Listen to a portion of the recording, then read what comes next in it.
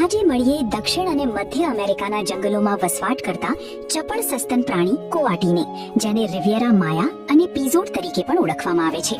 એક પુખ્ત કોઆટીની લંબાઈ માથાથી પૂંછડી સુધી અંદાજે 33 થી 120 સેન્ટીમીટર જેટલી હોય છે, જેમાં તેની લાંબી અને રીંગવાળી પૂંછડી શરીર જેટલી જ લંબાઈ ધરાવે છે. આ પૂંછડી તેને ઝાડ પર સંતુલન જાળવવામાં મદદ કરે છે. તેની ઊંચાઈ ખભા સુધી આશરે 30 સેન્ટીમીટર અને વજન સામાન્ય રીતે 2 થી 8 કિલોગ્રામની વચ્ચે જોવા મળે છે.